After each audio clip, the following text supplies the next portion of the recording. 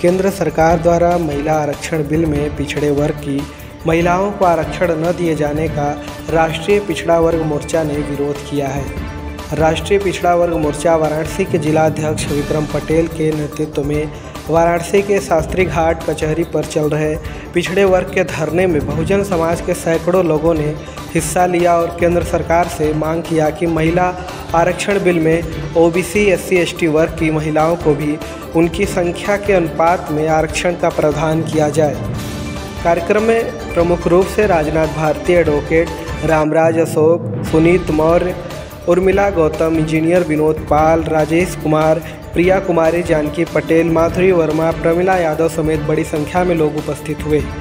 देखिए हमारे संवाददाता ओम प्रकाश पटेल की रिपोर्ट।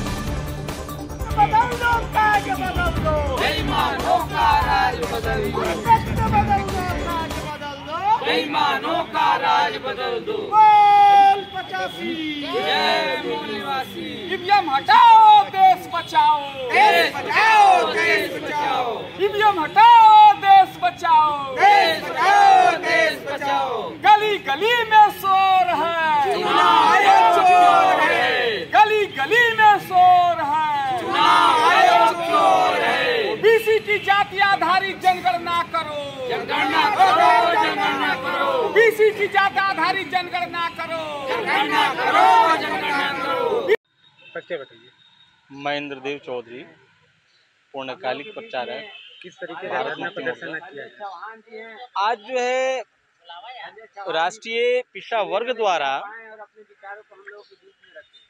पिछड़ा जाति महिलाओं का जो आरक्षण नहीं दिया गया है, उसके विरोध में ये धरना दिया जा रहा है कि इनकी रिजर्वेशन दिया जाए।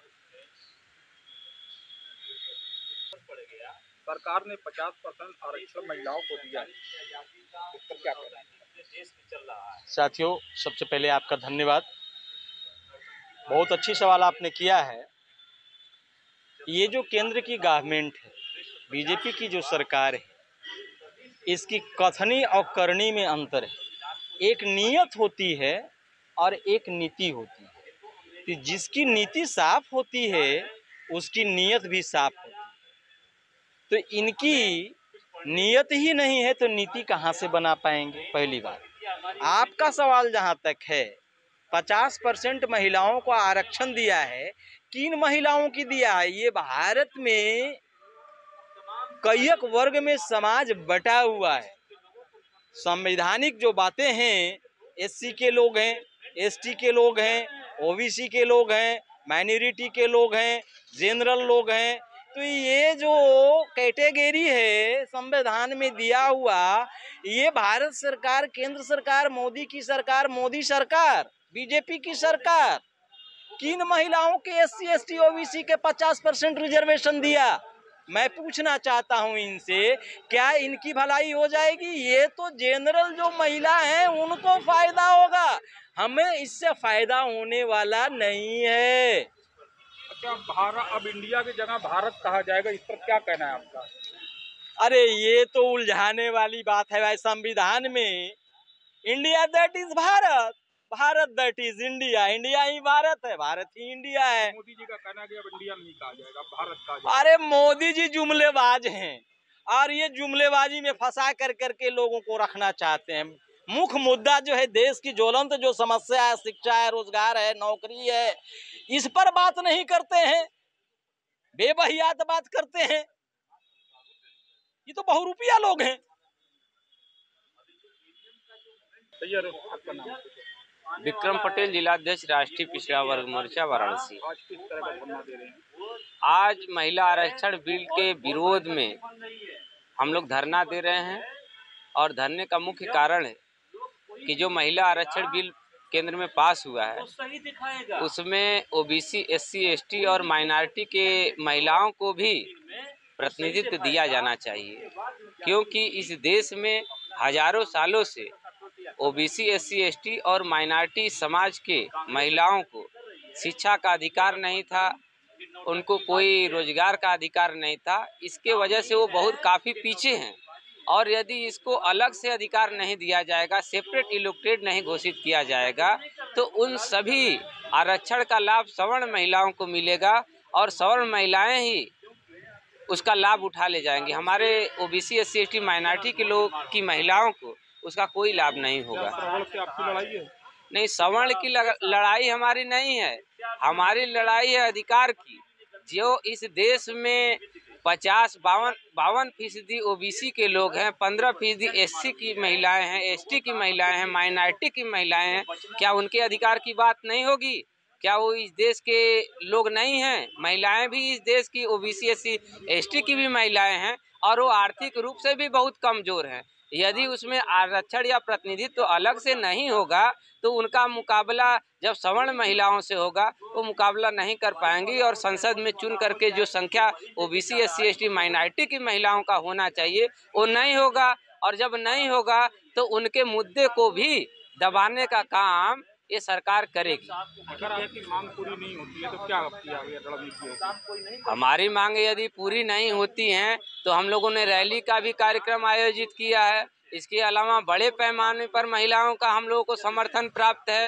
राष्ट्रीय मूल निवासी महिला संघ की महिलाएं कार्यकर्ता जो हैं गांव-गांव में घूम करके महिलाओं को जागृत करने का काम कर रही हैं। जिस तरह से नरेंद्र मोदी ने 2014 के लोकसभा से पहले बहुत सारे वादे किए थे कि हम इस देश में महिलाओं का उत्पीड़न नहीं होने देंगे, हम इस देश में महंगाई पर काबू पाएंगे, हम भ्रष्टाचार को समाप्त करेंगे, हम गुंडागर्दी खत्म करेंगे। उनका एक भी कहना आज आपको सही लगता है? मणिपुर में महिलाओं को नग्न करके घुमाया गया, दिल्ली के में अंतर्राष्ट्रीय महिला खिलाड़ियों को भी जिस तरह से दुर्व्यवहार किया गया, उसे तो लगता है कि इस देश में लोकतंत्र समाप्त होकर के मनुस्मृति का राज चल रहा है। इसलिए हम नरेंद्र मोदी जी के एक भी बात का भरोसा नहीं करते हैं। अपना नाम बताइए। मैं advocate Ramranj Ashok, Indian legal professional association प्रदेश सचिव।